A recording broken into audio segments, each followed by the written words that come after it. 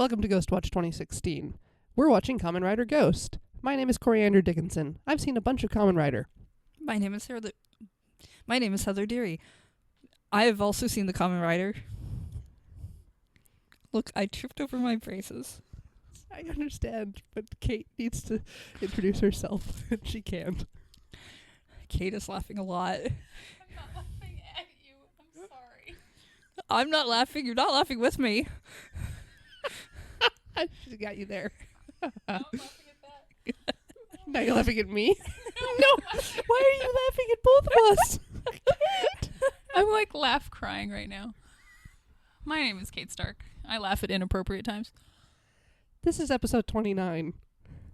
Encore, the Trials of the Escape Artist. I wrote it down as Trails of the Escape Artist, and it didn't make as much sense. I mean, trails of confetti. What happened last time? Pimple butt? Yeah. Yep, alright. Yep. Phoenix boy? The deepest specter has star thighs. You I helped know, me write I know. these. You set me off, and now I just can't. Party's over. We're done. Shutting it down. How many days do we have left? 57. Woo!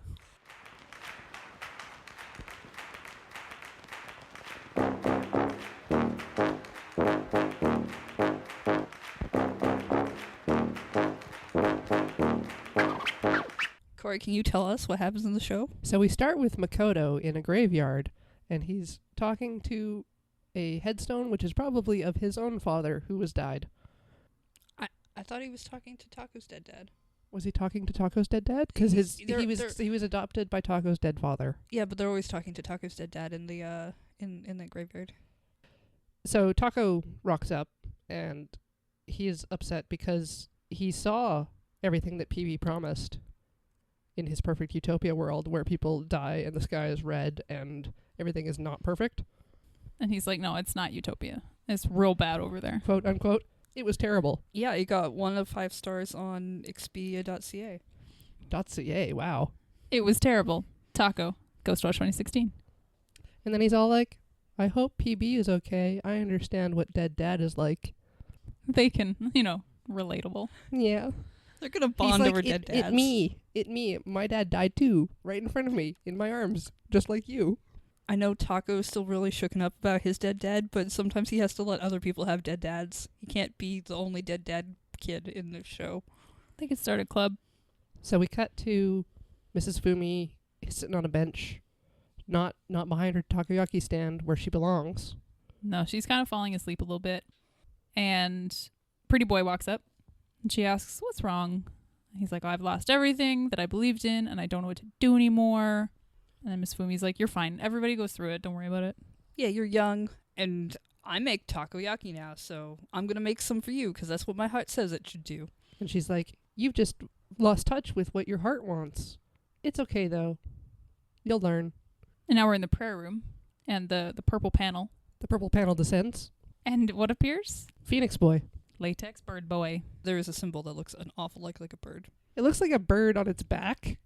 Like a This dead is bird. on his sternum. Yeah, that's the symbol. We got a good look at it this time. And Military Gramps is there with Sweat Emperor.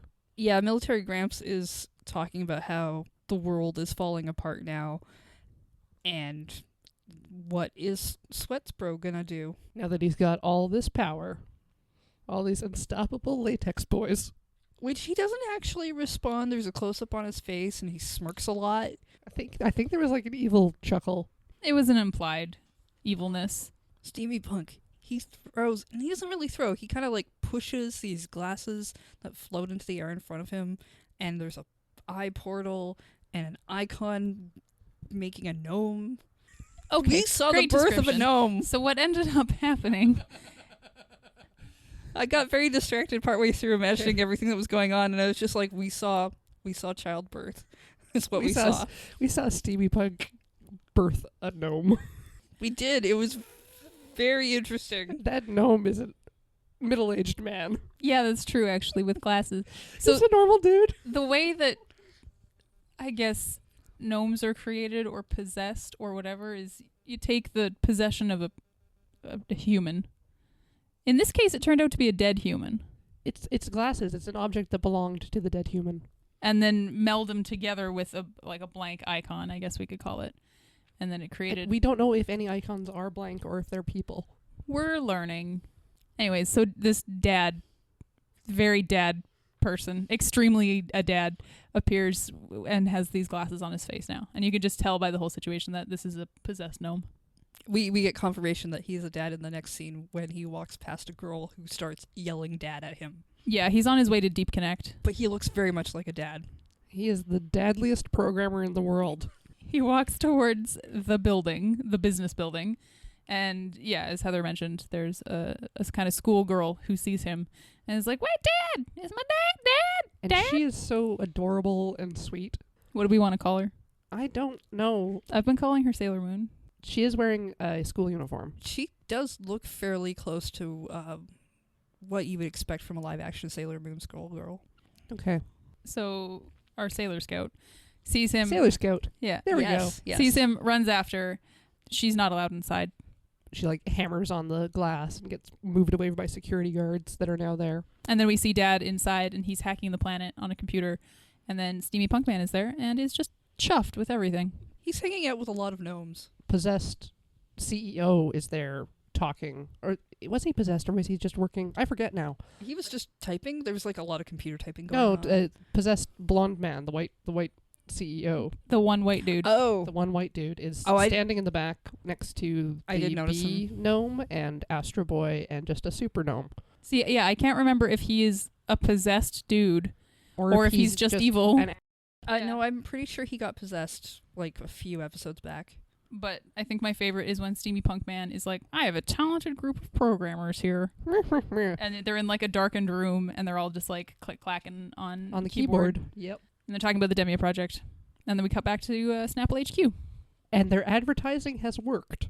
Because the Sailor Scout walks up and they have a meeting around the table and it's like, "My dad died in an accident and then I saw him when he was walking into Deep Connect." And then they're like, "Deep Connect?" And Onari just like basically leans all the way across the table to listen to what she's saying. There must be a connection. And then friggin' Makoto, Spectre, is like glooming in the back corner. Like he's not sitting at the table. He's like part of the group, but not. Because he's cool. Anyways, Houdini is in his pocket where he keeps it. And it just like peeks out and then just like rips into this girl. So wait, I have a side question. Do you think, because I know Spectre has like maybe one or two icons, do you think he keeps them in a special sack like Taco Time No, does? they're just in his pocket. You've seen him. Like he'll sit down, he'll take one out, and then like look at it. or they'll brood. like peek out. I don't believe icons can fit in those tight leather pockets. That's where Cannon was That's the where whole he time. kept Sister icon. I don't believe he has pocket space. That's how it's been going since the very beginning. I mean, I agree. It's not ideal because it's tight leather suit.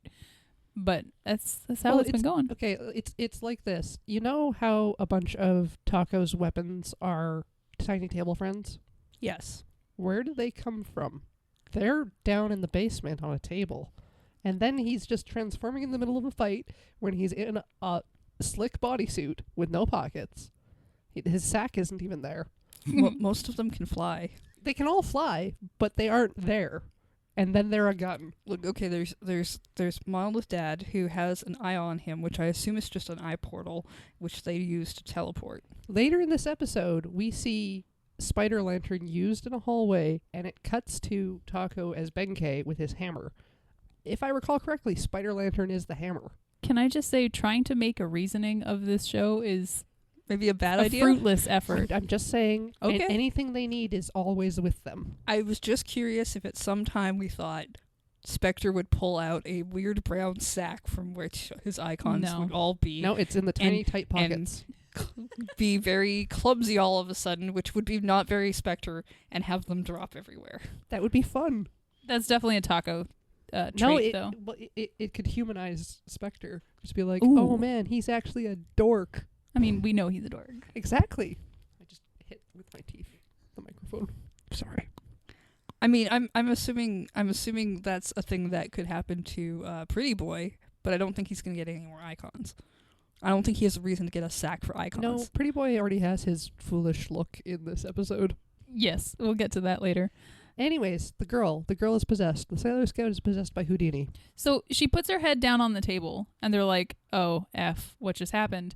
And then suddenly she, like, throws her arms in the air and, like, wakes up, and she looks different. She, like, you know those rom-coms where there's the nerdy girl at school and she needs to get a date with the prom king, and they, like, take her for a makeover, and they, like, take her glasses off and, like, brush her hair and then put a tiny bit of makeup on her, and then she's super And then hot. wrap her in chains. Yeah, and then they wrap her in chains, and then, whoa, she's super hot. That's exactly what happened here. They took off her glasses, put in contacts, gave her some eyeshadow, took her hair out of, like, the ponytail or whatever, it was slightly pulled back.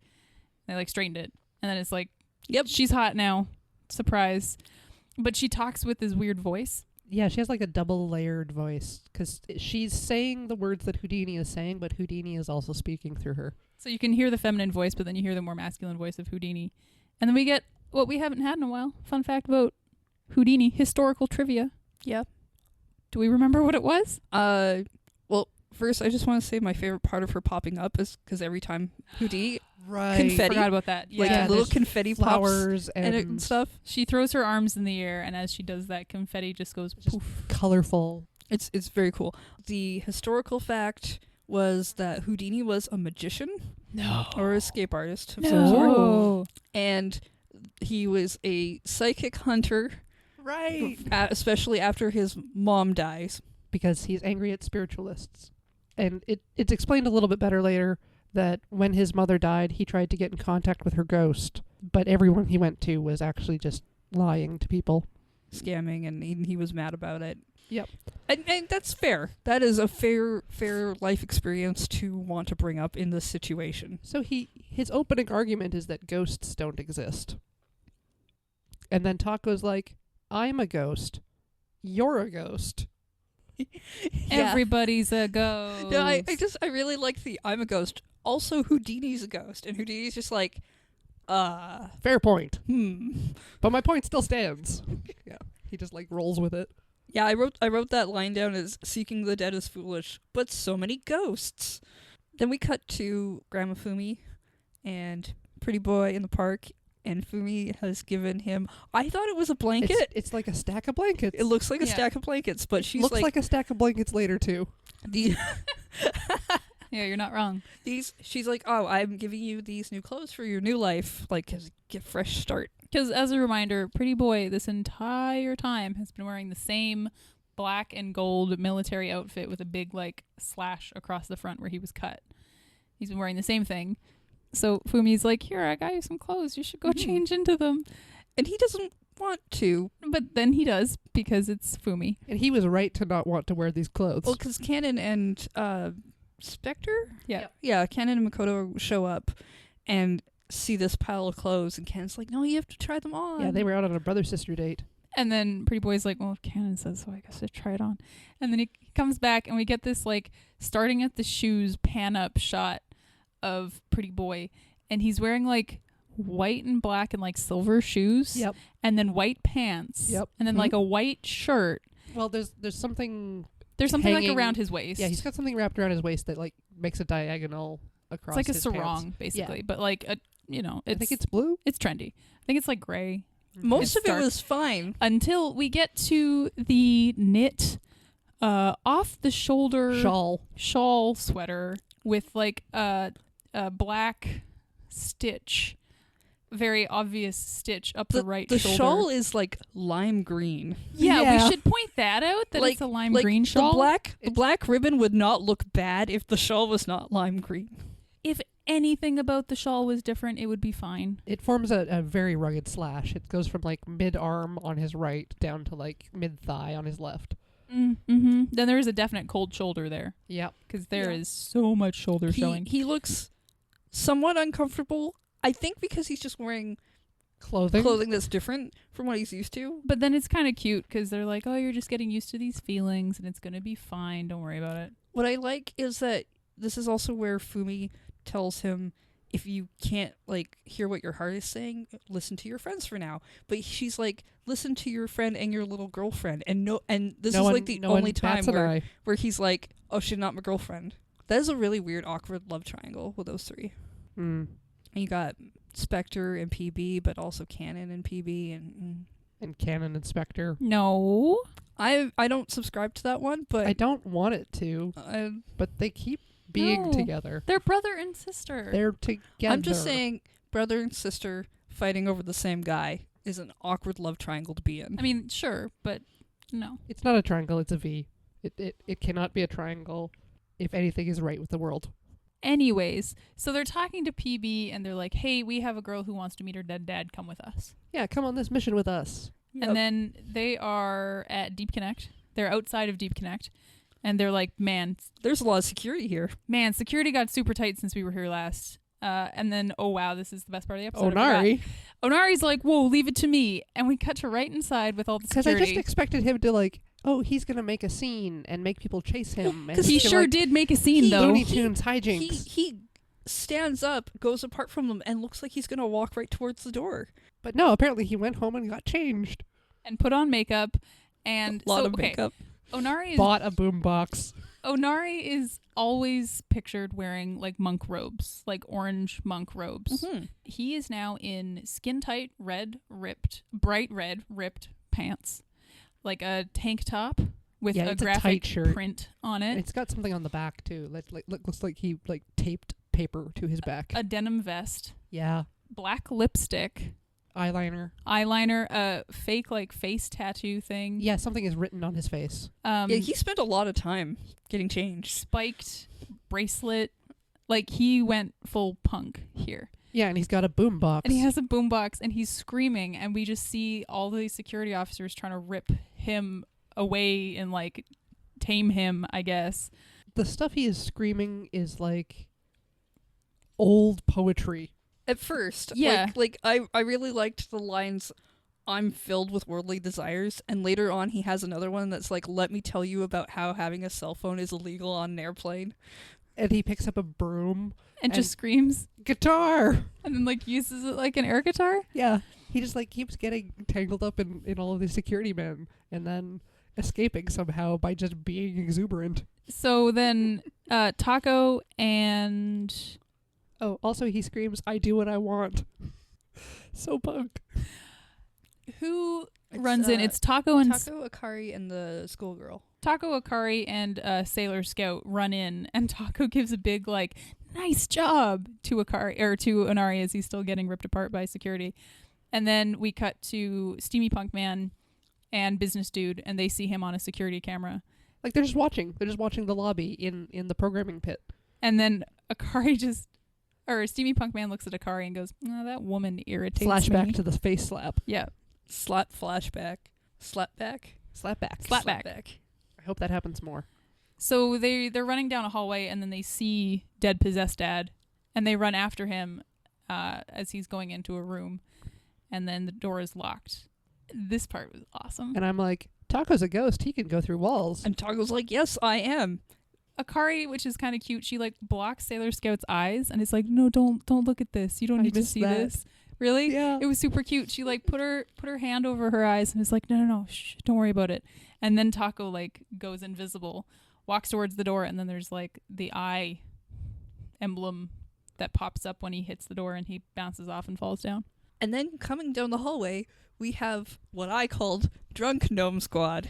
Yeah, a squad of Like, drunk gnomes. It looked like they went out for lunch, had a few, and are on their way back. Like they're just returning to work. They were not intending to They're come down this having a hallway. conversation, mumbling at each other. Yeah, they're just like, "Oh, what are Yeah, you doing this they- weekend? they- Oh they man, weren't- that waitress at lunch was hot." Like one of them stumbling. Yeah. Yeah, they were not intending to come and fight these people. So then They were going to do Taco paperwork. transforms and then fights them. Well, Taco like just runs at them and starts hitting them without transforming, Which is and then he very like strange. transforms in the middle of the fight, and his jacket comes out and just kills like 5 of them. Just beats ass. He's just standing there, and his jacket is just like exploding dudes. So Onari is still going strong down in the lobby. Akari and the girl try to escape, Escape. but they're being harassed by the bee lady and her squad. Pretty Boy, which I kind of like, says that Akari is a tough woman. And then Akari is just like, "Don't call me a woman." Yeah, I got a name. Yeah, got It's a name. Akari. It's Akari. Akari. And then she says that. It was really cute. So Inspector and Pretty Boy transform At the same time, in sync with awesome music. and fight Bee Lady. And then Bee Gnome becomes bees. Who'd have thought? Huh, never seen that happen before. Then we're on a roof. There's a roof fight.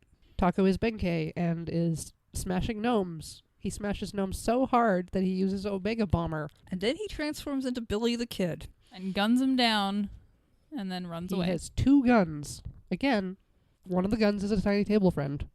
Then we're back with PB and Spectre, and they have to leave the bee fight so that everyone can regroup outside, Yeah, everyone makes it out to an alleyway.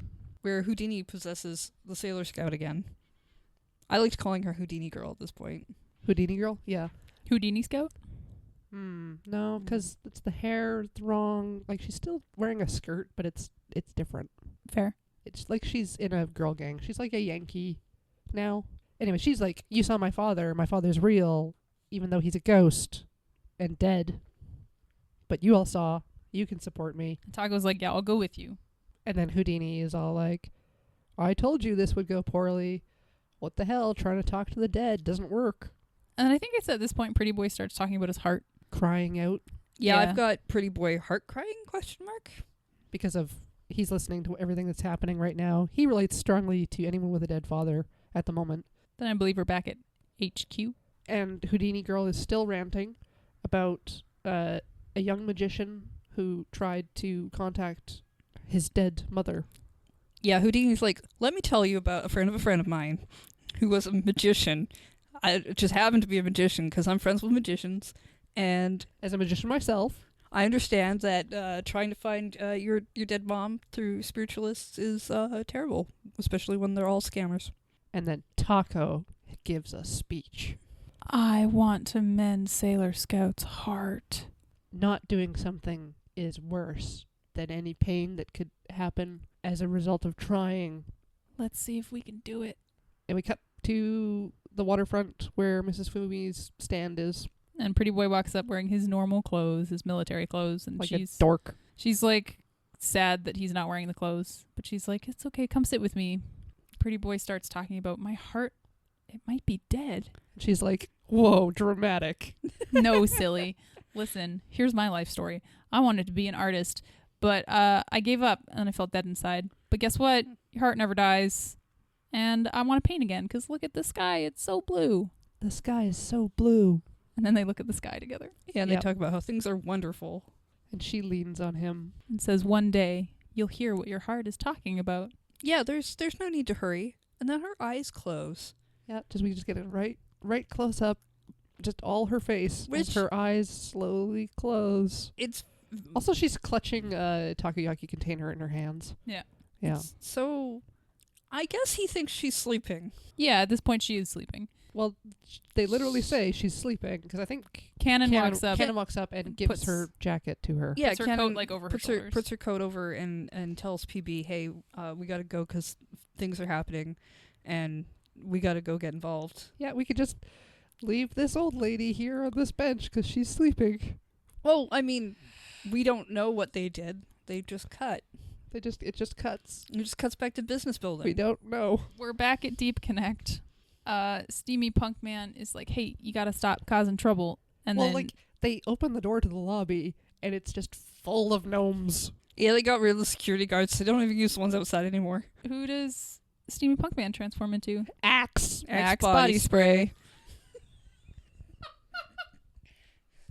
Need to update that character card. Yeah. I don't know if there is one for Axe I yet. don't think there Well, is. there will have to be now. So then Spectre and Taco. It's okay, but he transforms into like a fighting form, right? And then just tells all the gnomes to attack and he steps back. He's just Yeah. like He's just giving orders. he's just giving orders. Transformed into his special orders giving costume. Spectre and Taco transform, but they just go into their like basic forms, not their grateful or deep forms. Which I expect out of Spectre still at this point, but not Taco Time. It made sense as to why, though, in a second, because I didn't put it together that Taco needed all of the icons to be grateful, and Houdini is still possessing that girl. So he physically couldn't transform into grateful. And it's the greatest because she hits a gnome. She starts She fighting, fights back. which I dig. Yeah, it was really cool. And she's like, "Are you really sure it's worth putting Sailor Scout in danger for all of this?" And she stops to sass Taco. Yeah, and Taco's like, Still if fighting. it lets her move on. Like, they're having this conversation in the lobby with all these gnomes. Taco has a gnome in a headlock.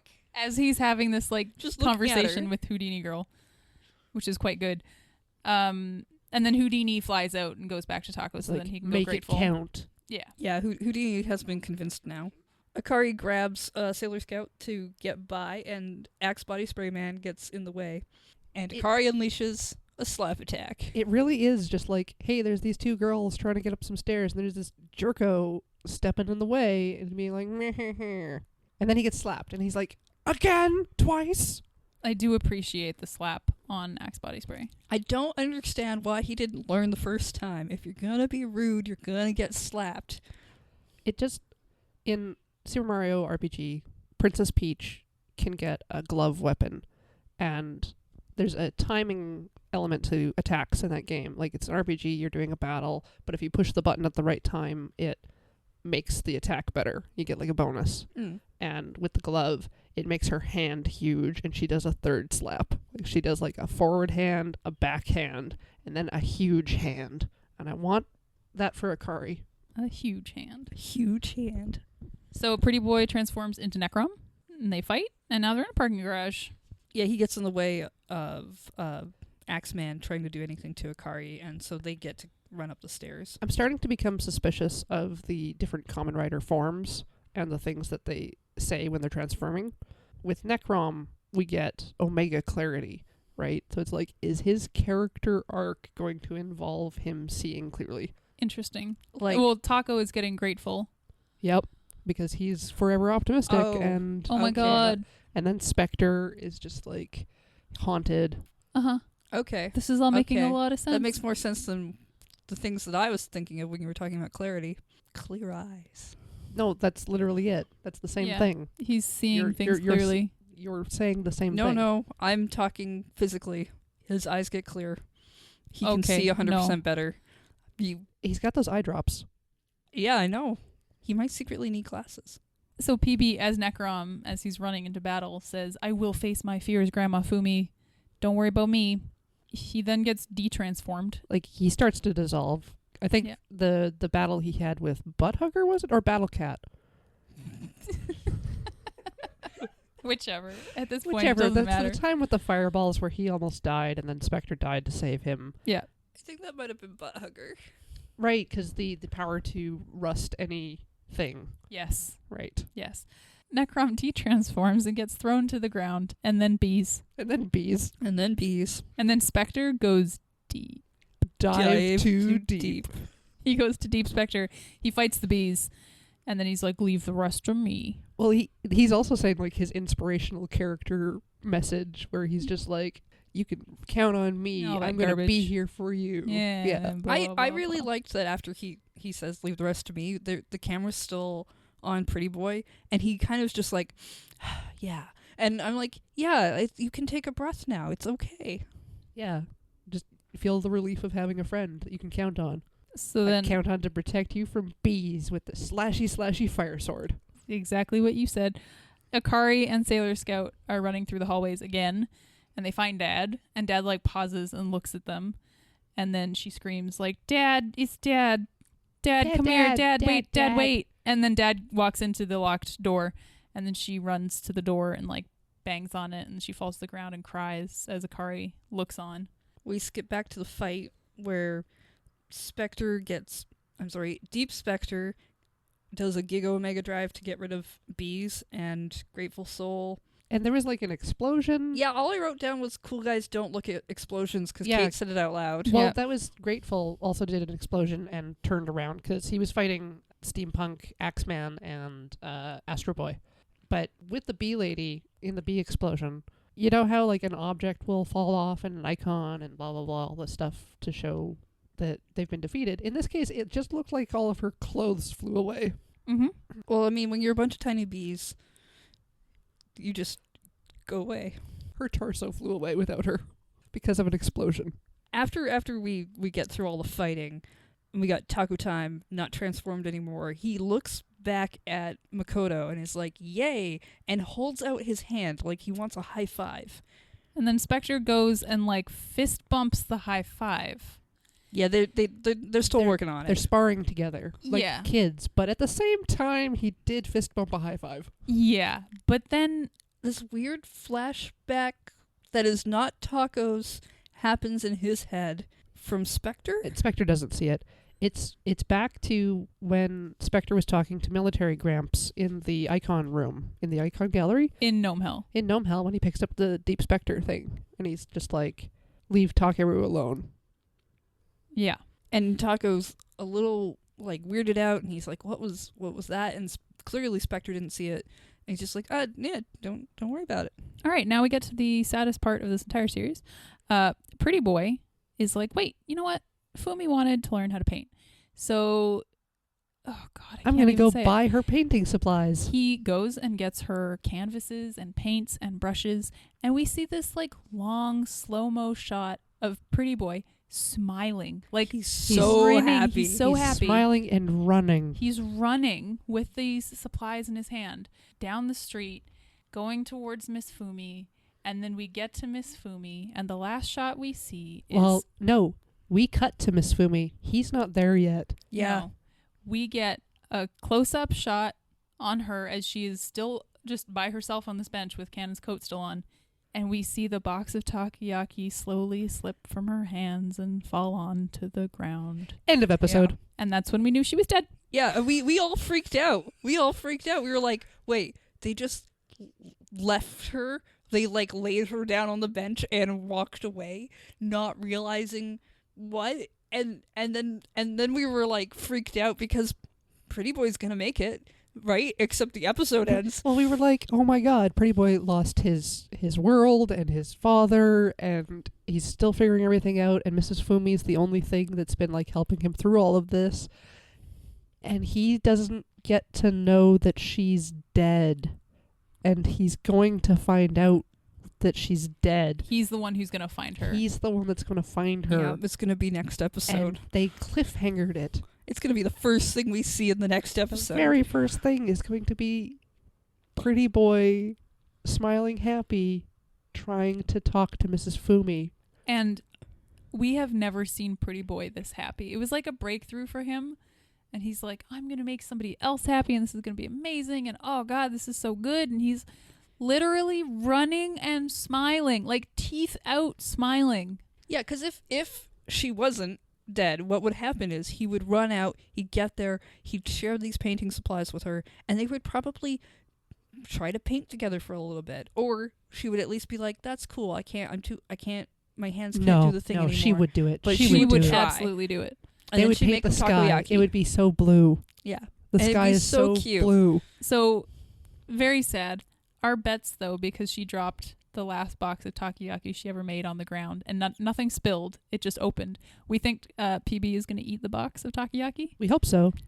I mean, it'd be a waste, TBH. I don't know how long it'll take for him to get there. Like, she had the box earlier, which she, clearly made for him. She was saying when she was talking about painting before, she's like, painting made me happy, but now watching people eat my takoyaki makes me happy. And so that makes, like, I'm happy making this. So I think because he wants her to be happy, he's going to eat it. Yeah. But they're old. And they've been on the ground. I mean, I'm glad they haven't. I'm glad he didn't have to experience another person dying in his arms again. But Especially since she doesn't turn into dust. Like, there's an actual body there. that's true. I don't want to leave this episode on a downer. I don't either. Well, we're gonna. So Oh, thanks so much God. for listening to our podcast. Yeah, our comedy podcast about Kamen Rider Ghost. Is it a comedy podcast? It's pretty fun.